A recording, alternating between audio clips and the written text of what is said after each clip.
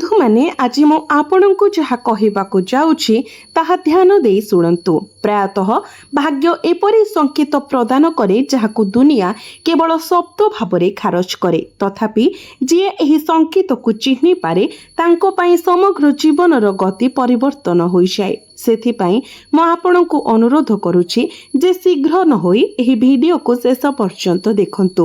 ଆପଣଙ୍କର ଦ୍ୱାରରେ ଆଘାତ କରୁଥିବା ପରିବର୍ତ୍ତନ ସମ୍ପର୍କରେ ସବୁଠାରୁ ଗୁରୁତ୍ୱପୂର୍ଣ୍ଣ ଲିଙ୍କ ମାତ୍ର କିଛି ମୁହୂର୍ତ୍ତ ମଧ୍ୟରେ ପ୍ରକାଶିତ ହେବାକୁ ଯାଉଛି। ଯଦି ଆପଣ ଭିଡିଓଟିକୁ ସ୍କିପ୍ କରି ଦେଖନ୍ତି କିମ୍ବା ଅଧାରୁ ଛାଡ଼ି ଦିଅନ୍ତି ତେବେ ଆପଣ ସେହି ଗୁରୁତ୍ୱପୂର୍ଣ୍ଣ ସଂକେତକୁ ସବୁଦିନ ପାଇଁ ହରାଇ ପାରନ୍ତି। ବର୍ତ୍ତମାନ ଆପଣଙ୍କ ଚାରିପାଖରେ ଥିବା ଶକ୍ତି ସାଧାରଣ ନୁହେଁ।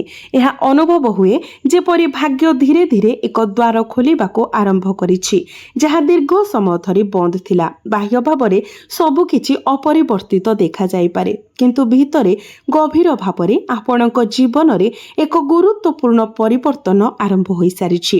ଗତ କିଛି ଦିନ ଧରି ଆପଣ ହୁଏତ ଏକ ଅଦ୍ଭୁତ ଅସ୍ଥିରତା ଅନୁଭବ କରିଥିବେ।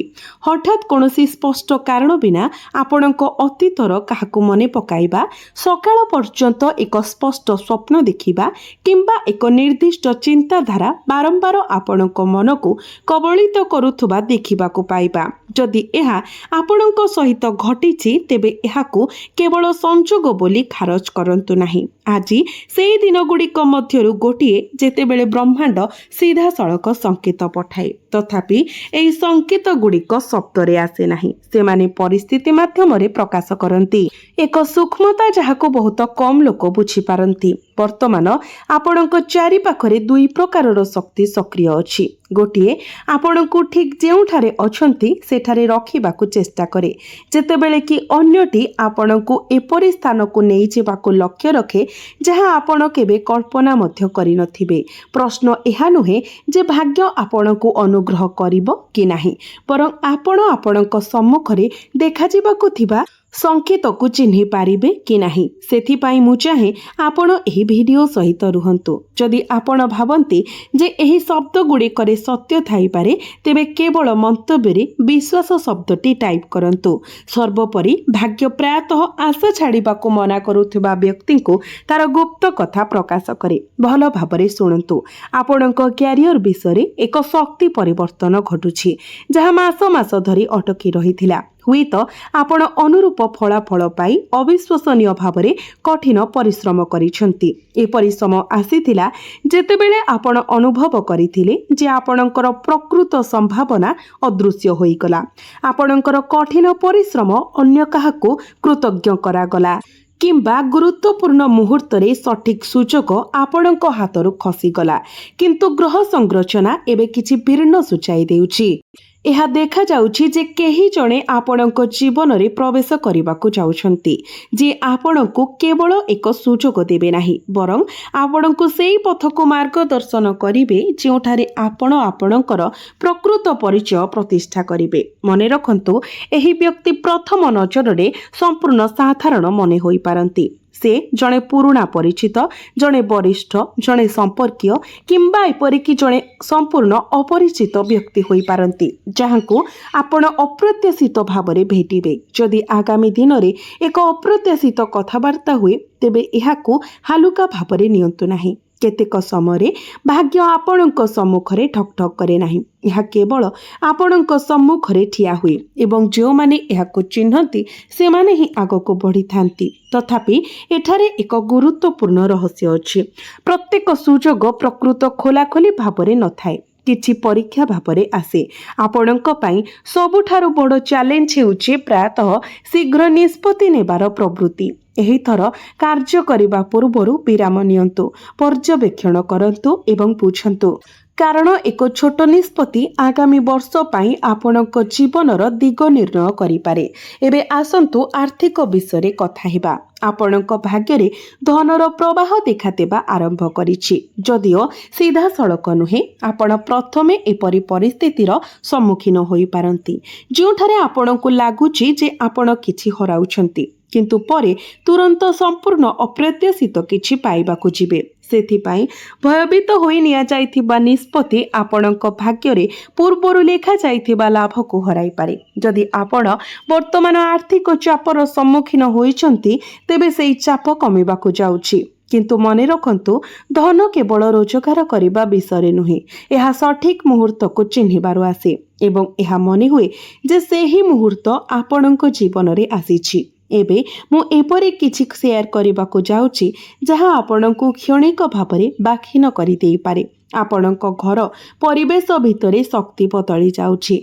जदि आपणक परिवार रे वर्तमान अव्यक्त उत्तेजना, सामान्य विषय उपरे मतभेद किंबा प्रियजनक ठारू दूरता अनुभव होइछि तेबे सेई कुहुडी एबे हटिबाकू जाउछि। तथापि आपणकू प्रथम पदक्षेप नेबाकू पड़िबो।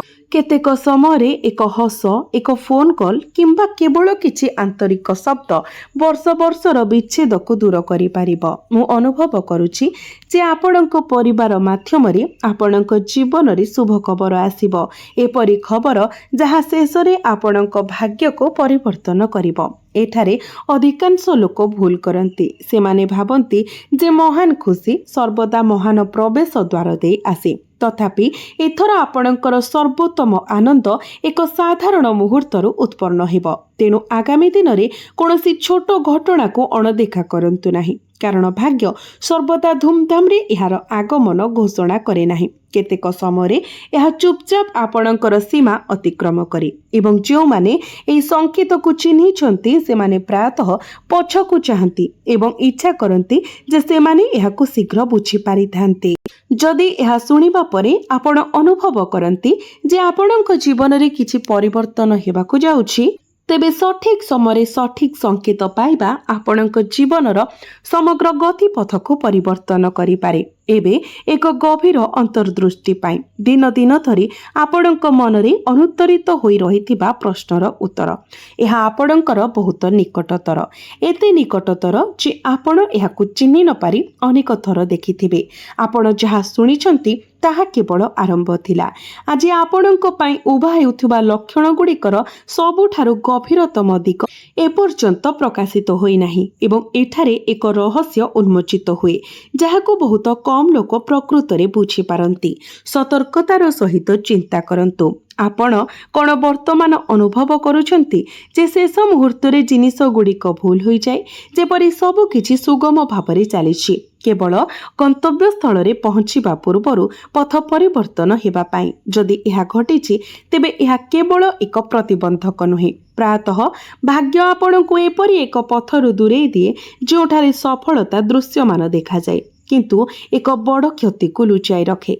सेथिपाई आपण थरे अभिशाप बोली भाबिथिबा एक प्रतिबंधक आगामी समय आपणकर सबुठारु बड़ आशीर्वाद होई पारे। एबे आपणक चारि पाखरे घटुथबा घटना गुड़िक उपरे नजर रखंतु। आगामी दिन रे गोटिए वाक्य, एक सुजोग, साक्षात किंबा एक छोट सूचना आपणक जीवन रे गुरुत्वपूर्ण परिवर्तन आनिब।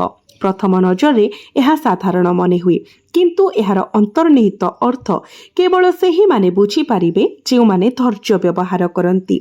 एही समय हेबो जेतेबेले अनेक पछको हटी पारंती, तथापि यह ठीक सेही स्थान जोठारे आपणकर भाग्य आगको बढ़िबो।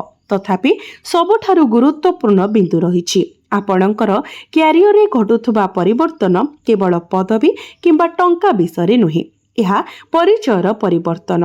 प्रथम थर पाई आपण अनुभव करिवे जे लोक माने आपणक कथा ध्यानर सहित शुणुछंती। जो माने पूर्वरु आपणको अणदेखा करिथिले से माने आपणक परामर्श खोजिबा आरंभ करिवे। तथापि यह एक लुक्कायित परीक्षा आनी थाए। किछि मुहरे हस फुटिब किंतु सेमानंकर उद्देश्य से उष्मता सहित मेल खाइब नाही।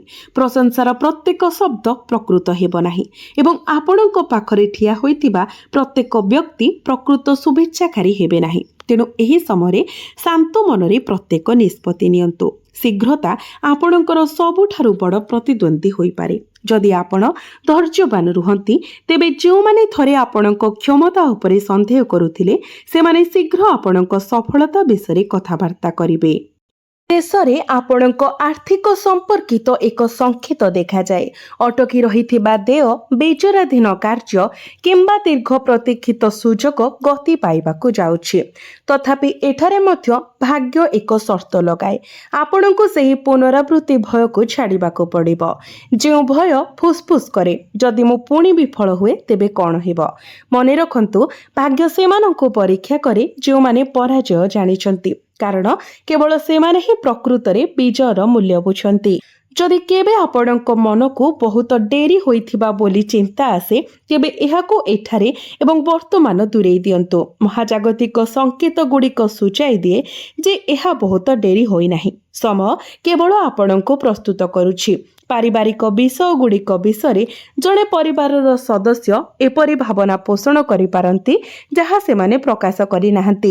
ସେମାନେ ଆପଣଙ୍କ ବିଷୟରେ ଚିନ୍ତିତ ହୋଇପାରନ୍ତି, କିନ୍ତୁ ତାହା ପ୍ରକାଶ କରିବାକୁ ଅକ୍ଷମ ହୋଇପାରନ୍ତି, କିମ୍ବା ହୁଏତ ସେମାନେ ଆପଣଙ୍କ ପ୍ରଥମ ପଦକ୍ଷେପ ପାଇଁ ଅପେକ୍ଷା କରୁଛନ୍ତି। ଏକ ସରଳ କଥାବାର୍ତ୍ତା, ନିକଟତରତାର ଏକ ପ୍ରକୃତ ଅଭିବ୍ୟକ୍ତି, ଆପଣଙ୍କ ଘରର ଶକ୍ତିକୁ ପରିବର୍ତ୍ତନ କରିପାରିବ। ଉଲ୍ଲେଖନୀୟ ଭାବରେ, ପାରିବାରିକ ଗତିଶୀଳତାରେ ଏହି ପରିବର୍ତ୍ତନ ଶେଷରେ ଆପଣଙ୍କ ନିଜ ଭାଗ୍ୟରେ ନୂତନ ଆଲୋକ ଆଣିବ। କେତେକ ସମୟରେ ପରିବାରର ଆଶୀର୍ବାଦ ଜଣଙ୍କର ସର୍ବୋତ୍ତମ ସମ୍ପତ୍ତି ହୋଇଯାଏ। ପ୍ରେମ ବିଷୟରେ ଯଦି ଆପଣଙ୍କ ଜୀବନରେ କେହି ବିଶେଷ ଅଛନ୍ତି, ତେବେ ଏକ ମୁହୂର୍ତ୍ତ ଆସୁଛି ଯେଉଁଠାରେ ଶବ୍ଦ କମ୍ ହୋଇଯିବ, ତଥାପି ଆପଣଙ୍କ ଭାବନା ସବୁ କିଛି ପ୍ରକାଶ କରିବ। ଯଦି ଏପର୍ଯ୍ୟନ୍ତ କେହି ନାହାନ୍ତି, ତେବେ ଭାଗ୍ୟ ସୂଚାଇ ଦିଏ ଯେ ଆପଣ ଏପରି ଜଣେ ବ୍ୟକ୍ତିଙ୍କୁ ଭେଟି ପାରନ୍ତି ଯିଏ ପ୍ରାରମ୍ଭରେ ଏକ ସାଧାରଣ ପରିଚିତ ପରି ମନେ ହୁଏ, କିନ୍ତୁ ଯାହାଙ୍କ ସମ୍ପର୍କ ଶେଷରେ ଆପଣଙ୍କ ଜୀବନର ଗତିପଥକୁ ପରିବର୍ତ୍ତନ କରେ। ମନେ ରଖନ୍ତୁ, ବର୍ତ୍ତମାନ କୌଣସି ସମ୍ପର୍କରେ ଅହଙ୍କାରକୁ ହସ୍ତକ୍ଷେପ କରିବାକୁ ଦିଅନ୍ତୁ ନାହିଁ। ଯିଏ ହାର ମାନିଥାଏ ସେ ପରାଜିତ ହୁଏ ନାହିଁ। ପ୍ରକୃତରେ ସେମାନେ ସର୍ବୋତ୍ତମ ବିଜୟ ହାସଲ କରନ୍ତି। ଏବେ ମୁଁ ଆପଣଙ୍କ ସହିତ ଏକ ସଂକେତ ବାଣ୍ଟିବାକୁ ଯାଉଛି ଯାହା ଆପଣ ପୂର୍ବରୁ କେବେ ଶୁଣିନଥିବେ। ଆଗାମୀ ଦିନରେ ଯଦି କୌଣସି ନିର୍ଦ୍ଦିଷ୍ଟ ଚିନ୍ତାଧାରା, ନାମ କିମ୍ବା ସ୍ଥାନ ଆପଣଙ୍କ ମନରେ ବାରମ୍ବାର ଆବର୍ତ୍ତନ କରେ, ତେବେ ଏହାକୁ କେବଳ ସଂଯୋଗ ଭାବରେ ଖାରଜ କରନ୍ତୁ ନାହିଁ। ବ୍ରହ୍ମାଣ୍ଡ ପ୍ରାୟତଃ ସଂକେତ ମାଧ୍ୟମରେ କଥା ହୁଏ, ଆପଣଙ୍କୁ ସେହି ପଥ ଆଡ଼କୁ ମାର୍ଗଦର୍ଶନ କରେ ଯେଉଁଠାରେ ଆପଣଙ୍କର ଭାଗ୍ୟ ଅପେକ୍ଷା କରିଛି। ଯଦି ଆପଣ ଯାହା ଶୁଣିଛନ୍ତି ତାହା ଆପଣଙ୍କ ଜୀବନ ସହିତ ପ୍ରତିଧ୍ୱନିତ ହୁଏ, ତେବେ କମେଣ୍ଟ ବକ୍ସରେ ନିଶ୍ଚୟ ଲେଖନ୍ତୁ। ଏକ ଗଭୀର ନିଶ୍ୱାସ ନିଅନ୍ତୁ ଏବଂ ଆପଣଙ୍କର ମନକୁ ଶାନ୍ତ କରନ୍ତୁ, କାରଣ ଆପଣଙ୍କର ଚାରିପାଖରେ ଘଟୁଥିବା ଅଦୃଶ୍ୟ ପରିବର୍ତ୍ତନ ପୂର୍ବ ଅପେକ୍ଷା ସ୍ପଷ୍ଟ ହେବାକୁ ଯାଉଛି। ତଥାପି ଏହା ଏକ ପରୀକ୍ଷା ସହିତ ଆସେ। ସଫଳତା କେବଳ ସେମାନଙ୍କ ପାଇଁ ଯେଉଁମାନେ ନିଜ ଅନ୍ତରର ସ୍ୱର ଏବଂ ଭାଗ୍ୟର ସଂକେତ ମଧ୍ୟରେ ପାର୍ଥକ୍ୟ କରିପାରିବେ, ଏବଂ ଏହି ପାର୍ଥକ୍ୟ ଆପଣଙ୍କ ଜୀବନର ଭବିଷ୍ୟତ ଦିଗର ଚାବିକାଠି ରଖେ। ଆପଣ ଏପର୍ଯ୍ୟନ୍ତ ଯାହା ଶୁଣିଛନ୍ତି ତାହା ଆପଣଙ୍କ ଭିତରେ ଅନେକ ପ୍ରଶ୍ନ ଉଙ୍କି ମାରିପାରେ, କିନ୍ତୁ ଏଠାରେ ହିଁ ଆପଣଙ୍କ ପାଇଁ ଭାଗ୍ୟର ସବୁଠାରୁ ଅସାଧାରଣ ସଂକେତ ପ୍ରକାଶ କରିବା ପାଇଁ ସ୍ତରଗୁଡ଼ିକ ଖୋଲା ହୋଇଯାଏ। ସମସ୍ତଙ୍କ ଜୀବନରେ ଏପରି ଏକ ସମୟ ଆସେ ଯେତେବେଳେ ସବୁ କିଛି ସାଧାରଣ ମନେ ହୁଏ, ତଥାପି ଭାଗ୍ୟ ପ୍ରକୃତରେ କିଛି ଅସାଧାରଣ ଆୟୋଜନ କରୁଛି। ସେହି ସମାନ ଶକ୍ତି ଆଜି ଆପଣଙ୍କ ଜୀବନରେ ସକ୍ରିୟ ଅଛି। ଆପଣଙ୍କ ଚାରିପାଖରେ ଥିବା ସମସ୍ତେ ଶେଷ ପର୍ଯ୍ୟନ୍ତ ଆପଣଙ୍କ ସହିତ ବାଟ ଚାଲିବା ପାଇଁ ସ୍ଥିର ନୁହନ୍ତି। ଏଥିରେ ଭୟଭୀତ ହୁଅନ୍ତୁ ନାହିଁ, କାରଣ ପ୍ରତ୍ୟେକ ବିଦାୟ କ୍ଷତି ନୁହେଁ। କିଛି ବିଦାୟ ନୂତନ ଆରମ୍ଭର ଦ୍ୱାର ଖୋଲିଥାଏ। ଯଦି ନିକଟ ଭବିଷ୍ୟତରେ କୌଣସି ସମ୍ପର୍କ, ସାଥୀ କିମ୍ବା ପରିସ୍ଥିତି ହଠାତ୍ ପରିବର୍ତ୍ତନ ହେବା ଦେଖାଯାଏ, ତେବେ ତାକୁ ଧରି ରଖିବାକୁ କିମ୍ବା ବନ୍ଦ କରିବାକୁ ଚେଷ୍ଟା କରନ୍ତୁ ନାହିଁ। ଯାହା ହେଉଛି ତାହା ହୁଏତ କେବେ ବି ଆପଣଙ୍କର ଚୂଡ଼ାନ୍ତ ଗନ୍ତବ୍ୟସ୍ଥଳର ଅଂଶ ହେବା ପାଇଁ ଉଦ୍ଦିଷ୍ଟ ନଥିଲା, ଏବଂ ଯାହା ଆସୁଛି ତାହା ଆପଣ କଳ୍ପନା କରିପାରୁଥିବା ସମସ୍ତ ଜିନିଷ ଠାରୁ ବହୁତ ବଡ଼। ଏବେ ଆସନ୍ତୁ ଆପଣଙ୍କର ସମ୍ମାନ ବିଷୟରେ କଥା ହେବା। ଏପରି ସମୟ ଆସିଛି ଯେତେବେଳେ ଆପଣ ଅନୁଭବ କରିଛନ୍ତି ଯେ ଲୋକମାନେ ଆପଣଙ୍କର ସତ୍ୟକୁ ପ୍ରକୃତରେ ବୁଝିପାରିଲେ ନାହିଁ। ଆପଣ ନୀରବରେ ବହୁତ କିଛି ସହ୍ୟ କରିଛନ୍ତି। ଆପଣ ଅନେକ ଚିନ୍ତାଧାରା ପୋଷଣ କରିଛନ୍ତି, ତଥାପି ଆପଣ କହିବାର ଆବଶ୍ୟକତା ଅନୁଭବ କରିନାହାନ୍ତି। ଆପଣ ବିଶ୍ୱାସ କରୁଥିଲେ ଯେ ସମୟ ନିଜେ ଦିନେ ଉତ୍ତର ଦେବ। ଏବଂ ଗ୍ରହ ସଂରଚନା ସୂଚାଇ ଦେଉଛି ଯେ ସେହି ମୁହୂର୍ତ୍ତଟି ଦ୍ରୁତ ଗତିରେ ଆସୁଛି। ଆପଣଙ୍କର ସମ୍ମାନ ସହିତ ଜଡ଼ିତ ଏକ ସୁଯୋଗ ଆସିବ, ଯେଉଁଠାରେ ଆପଣ ଆପଣଙ୍କର କଥା ଦ୍ୱାରା ନୁହେଁ ବରଂ ଆପଣଙ୍କର କାର୍ଯ୍ୟ ଦ୍ୱାରା ପରିଭାଷିତ ହେବ। ଆପଣଙ୍କର ସଫଳତା ସେହି ଲୋକମାନଙ୍କ ସମ୍ମୁଖରେ ଠିଆ ହେବ ଯେଉଁମାନେ ଥରେ ଆପଣଙ୍କ ପଛପଟେ ଫୁସ୍ଫୁସ୍ କରି କଥା ହେଉଥିଲେ। ତଥାପି ଏଠାରେ ଏକ ଗଭୀର ପରୀକ୍ଷା ଲୁଚି ରହିଛି। ସମ୍ମାନ ବଢ଼ିବା ସହିତ ଅହଙ୍କାର ସୂକ୍ଷ୍ମ ଭାବରେ ମନରେ ପଶିବାକୁ ଚେଷ୍ଟା କରେ। ଯଦି ଆପଣ ନମ୍ରତାରେ ସ୍ଥିର ରହିବେ ତେବେ ଏହି ସମ୍ମାନ କ୍ଷଣସ୍ଥାୟୀ ହେବ ନାହିଁ, ବରଂ ଦୀର୍ଘ ସମୟ ପାଇଁ ଆପଣଙ୍କ ସହିତ ରହିବ। ଏବେ ଆସନ୍ତୁ ଆମେ ସେହି ଲୁକ୍କାୟିତ ସୁଯୋଗ ବିଷୟରେ ଆଲୋଚନା କରିବା, ଯାହା ଆରମ୍ଭରୁ ବାରମ୍ବାର ଇଙ୍ଗିତ କରାଯାଇଥିଲା। ଭଲ ଭାବରେ ଶୁଣନ୍ତୁ। ଏହି ସୁଯୋଗ ଏକ ମହାନ ମଞ୍ଚ ମାଧ୍ୟମରେ ଆସିବ ନାହିଁ, ବରଂ ଏହା ଏକ ସାଧାରଣ କଥାବାର୍ତ୍ତା, ଏକ ପୁରୁଣା ସଂଯୋଗ କିମ୍ବା ଏକ ପଥରୁ ବାହାରି ଆସିବ ଯାହା ଆପଣ ଭୁଲି ଯାଇଥିଲେ। ଆପଣ ଭାବିପାରନ୍ତି ଯେ ଏହା ପ୍ରକୃତରେ ଆଗକୁ ବଢ଼ିବାର ସଠିକ୍ ପଥ କି, ଏବଂ ଆପଣ ଏଠାରେ ନେଇଥିବା ନିଷ୍ପତ୍ତି ଆପଣଙ୍କର ଭବିଷ୍ୟତକୁ ଆକାର ଦେବ। ଏହି ସମୟ ପାଇଁ ଭାଗ୍ୟ ଏକ ଉଚ୍ଚ ସ୍ୱରରେ ଘୋଷଣା କରିବ ନାହିଁ, ଏହା କେବଳ ଥରେ ଠକ୍ ଠକ୍ କରିବ। ଯଦି ଆପଣ ସେହି ମୁହୂର୍ତ୍ତକୁ ଚିହ୍ନି ପାରନ୍ତି ତେବେ ଆଗାମୀ ମାସ ଗୁଡ଼ିକରେ ଆପଣଙ୍କର ଜୀବନର ଗତିପଥ ପରିବର୍ତ୍ତନ ହୋଇପାରେ। ଆଧ୍ୟାତ୍ମିକ ସଂକେତ ଗୁଡ଼ିକ ବିଷୟରେ ଆପଣ ବର୍ତ୍ତମାନ ଯେଉଁ ଅସ୍ଥିରତା ଅନୁଭବ କରିଛନ୍ତି ତାହା କେବଳ ମାନସିକ କ୍ଳାନ୍ତି ନୁହେଁ, ଏହା ଆପଣଙ୍କ ଭିତରେ ଏକ ନୂତନ ଚେତନା ଜାଗ୍ରତ ହେବାର ଏକ ସଂକେତ ହୋଇପାରେ। କୌଣସି ନିର୍ଦ୍ଦିଷ୍ଟ କାରଣ ବିନା ମନ୍ଦିରକୁ ଯିବାର ହଠାତ୍ ଆଗ୍ରହ, ମନ୍ତ୍ରର ଶବ୍ଦରେ ଶାନ୍ତି ପାଇବା କିମ୍ବା ଏକାକିତା ପାଇଁ ଇଚ୍ଛା, ଏଗୁଡ଼ିକ କୌଣସି ସାଧାରଣ ଘଟଣା ନୁହେଁ। ଏହା ଯେପରି ଈଶ୍ୱରୀୟ ଇଚ୍ଛା କରନ୍ତି ଯେ ଆପଣ ବାହ୍ୟ କୋଳାହଳରୁ ଦୂରେଇ ଯାଆନ୍ତୁ, ଯାହାଦ୍ୱାରା ଆପଣ ଆପଣଙ୍କର ଅନ୍ତରର ସ୍ୱର ଶୁଣିପାରିବେ। କାରଣ ଭାଗ୍ୟର ଦିଗ କେବଳ ସେତେବେଳେ ସ୍ପଷ୍ଟ ହୁଏ ଯେତେବେଳେ ମନ ସ୍ଥିର ଥାଏ। ଏବଂ ଏବେ ମୁଁ ଏପରି କିଛି କହିବାକୁ ଯାଉଛି ଯାହା ହୁଏତ ଏହି ସମଗ୍ର କଥାର ଗୁରୁତ୍ୱପୂର୍ଣ୍ଣ ଅଂଶ। ଆଗାମୀ ଦିନରେ ଆପଣ ଦୁଇଟି ରାସ୍ତାର ସମ୍ମୁଖୀନ ହେବେ, ଗୋଟିଏ ସହଜ ଏବଂ ଅନ୍ୟଟି କିଛିଟା ଚ୍ୟାଲେଞ୍ଜିଂ। ପ୍ରଥମ ପଥଟି ତୁରନ୍ତ ଲାଭ ପ୍ରଦାନ କରୁଥିବା ପରି ମନେ ହେବ, ଯେତେବେଳେ କି ଦ୍ୱିତୀୟଟି ଧୈର୍ଯ୍ୟ ଦାବି କରିବ। ତଥାପି ଗ୍ରହ ସଂକେତ ଗୁଡ଼ିକ ସୂଚାଇ ଦିଏ ଯେ ଯଦି ଆପଣ କେବଳ ତୁରନ୍ତ ସନ୍ତୋଷ ଉପରେ ଆଧାର କରି ନିଷ୍ପତ୍ତି ନିଅନ୍ତି ତେବେ ଆପଣ ପରେ ଅନୁତାପର ସମ୍ମୁଖୀନ ହୋଇପାରନ୍ତି। ବିପରୀତରେ ଯଦି ଆପଣ ଧୈର୍ଯ୍ୟର ପଥ ବାଛନ୍ତି ତେବେ ଏହା ଆପଣଙ୍କୁ ସେହି ସଫଳତା ଆଡ଼କୁ ନେଇଯିବ ଯାହାକୁ ଆପଣ ବର୍ଷ ବର୍ଷ ଧରି କଳ୍ପନା କରିଛନ୍ତି। ବନ୍ଧୁମାନେ, ପ୍ରତ୍ୟେକ ବ୍ୟକ୍ତିଙ୍କ ଭାଗ୍ୟରେ ଏକ ମୁହୂର୍ତ୍ତ ରହିଥାଏ ଯେତେବେଳେ ସମସ୍ତ ବିକ୍ଷିପ୍ତ ଘଟଣା ହଠାତ୍ ସମାନ ହେବା ଆରମ୍ଭ କରେ। ସେତେବେଳେ ଜଣେ ଅନୁଭବ କରେ ଯେ ଯାହା ହଜିଗଲା, ଅଟକିଗଲା କିମ୍ବା ଭାଙ୍ଗିଗଲା ତାହା ଶେଷ ନୁହେଁ, ଏହା ଥିଲା ପ୍ରସ୍ତୁତି। ଏବଂ ଏହା ଦେଖାଯାଏ ଯେ ଆପଣ ସେହି ପ୍ରସ୍ତୁତିର ଶେଷ ପର୍ଯ୍ୟାୟରେ ଠିଆ ହୋଇଛନ୍ତି। ଅତୀତର ନିରାଶା ଏବେ ଆପଣଙ୍କ ଭବିଷ୍ୟତର ଶକ୍ତି ହେବାକୁ ଯାଉଛି। ପରିସ୍ଥିତି ଯୋଗୁଁ ଆପଣ ଯେଉଁ ସ୍ୱପ୍ନକୁ ପରିତ୍ୟାଗ କରିଥିଲେ ତାହାକୁ ମନେ ପକାନ୍ତୁ। ସେହି କାର୍ଯ୍ୟକୁ ଆପଣ ଅଟକାଇଥିଲେ, ଭାବିଥିଲେ ଯେ ମୁହୂର୍ତ୍ତଟି ଚାଲିଗଲା, ସେ ଇଚ୍ଛାକୁ ଆପଣଙ୍କ ହୃଦୟରେ ଚାପି ଦେଇଥିଲେ। ଭାଗ୍ୟ ଆପଣଙ୍କୁ ପୁଣି ଥରେ ଦେଖିବା ପାଇଁ ଅନୁରୋଧ କରେ, କାରଣ ପରିସ୍ଥିତି ବଦଳି ଯାଇଛି, ଆପଣ ବଦଳି ଯାଇଛନ୍ତି ଏବଂ ସବୁଠାରୁ ଗୁରୁତ୍ୱପୂର୍ଣ୍ଣ କଥା ହେଉଛି ସମୟ ନିଜେ ବଦଳି ଯାଇଛି। ଏବେ ଆପଣଙ୍କ ପାଖରେ ଏକ ଅଭିଜ୍ଞତା ଅଛି ଯାହା ଆପଣଙ୍କର ପାଖରେ ପୂର୍ବରୁ ଅଭାବ ଥିଲା, ଏବଂ ଏହି ଅଭିଜ୍ଞତା ଆପଣଙ୍କର ସର୍ବୋତ୍ତମ ସମ୍ପତ୍ତି ହେବାକୁ ସ୍ଥିର ହୋଇଛି।